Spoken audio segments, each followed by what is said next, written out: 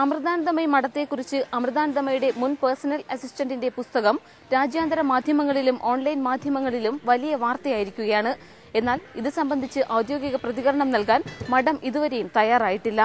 വിശുദ്ധ നരകം വിശ്വാസത്തിന്റെയും ആരാധനയുടെയും ശുദ്ധഭ്രാന്തിന്റെയും ഓർമ്മക്കുറിപ്പെന്ന പുസ്തകത്തിലാണ് അമൃതാനന്ദമയ്ക്കും മഠത്തിനുമെതിരെ മുൻ ശിഷ്യ ഗെയിൽ ട്രെഡ്വെല്ലിന്റെ ഗുരുതര ആരോപണം വന്ന് 2 ദിവസമായിട്ടും പ്രതികരിക്കാൻ അമൃതാനന്ദമയി മഠം തയ്യാറായില്ല. ഇതേക്കുറിച്ച് പ്രതികരണം ആരാഞ്ഞപ്പോൾ ഒന്നും പറയാനില്ലെന്നായിരുന്നു ആശ്രമാധികൃതരുടെ മറുപടി. 20 വർഷത്തോളം അമൃതാനന്ദമയിയുടെ സന്തത സഹചാരിയായിരുന്ന ശിഷ്യ ഉന്നയിച്ച ആരോപണങ്ങൾ ഗൌരവമേറിയതെങ്കിലും ഇതേക്കുറിച്ച് അന്വേഷിക്കാൻ അധികൃതരും തയ്യാറായിട്ടില്ല. ആരോപണം ഉന്നയിച്ച മുൻ ശിഷ്യയ്ക്കും പ്രസാധകർക്കുമെതിരെ നിയമ നടപടി സ്വീകരിക്കുന്നതിലേക്ക് മഠം കടന്നിട്ടില്ലെന്നതും ദുരൂഹത വർദ്ധിപ്പിക്കുകയാണ്. മഠത്തിലും യാത്രകളിലും അരുതാത്ത പല കാഴ്ചകൾക്കും താൻ സാക്ഷിയായെന്നും മുഖ്യ ശിഷ്യരിലൊരാൾ തന്നെ പലതവണ ബലാത്സംഗം ചെയ്തെന്നും പുസ്തകത്തിൽ പറയുന്നു.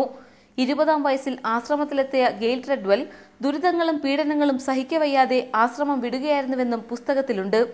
20 വർഷത്തോളം അമൃതാനന്ദമയുടെ വിശ്വസ്തയും പേഴ്സണൽ അസിസ്റ്റന്റുമായിരുന്ന ഗായത്രി എന്ന ഗെയിൽ ട്രെഡ്വെല്ലിന്റെ ആരോപണമുയർന്നിട്ടും ഇക്കാര്യത്തിൽ സംശയങ്ങൾക്ക് ഇട നൽകും വിധമാണ് ആശ്രമത്തിന്റെ മൗനം. പാർവതി സത്യദേവൻ, കൊല്ലം, ഇന്ത്യ വിഷൻ.